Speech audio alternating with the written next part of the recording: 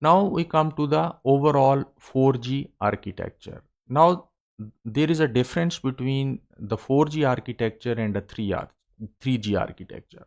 In the case of 3G architecture, you had a radio network controller that was connected to one or more node Bs.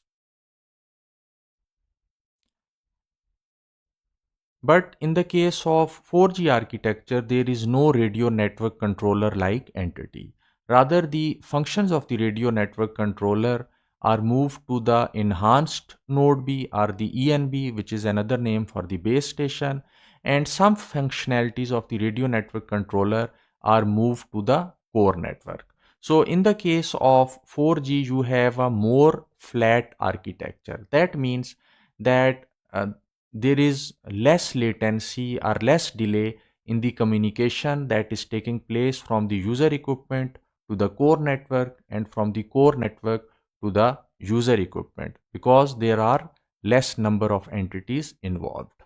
Secondly, the 4G is an all IP architecture. In the case of 3G, we know that you had a circuit switched core and you had a packet switched core.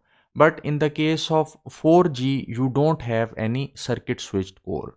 You only have a packet switched core, and that is why 4G is called as an all IP architecture. So the voice is also carried as IP packets uh, over the 4G network.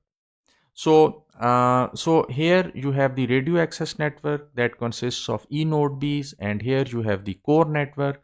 And in the core network, you have the databases like MME, HSS, PCRF, and you have the routers like serving gateway and the PDN gateway.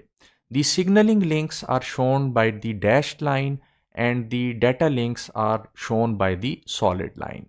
And here you can see that the PDN gateway is connected to the IP or the data network on one side, and it is connected to the other elements of the 4G core network on the other side.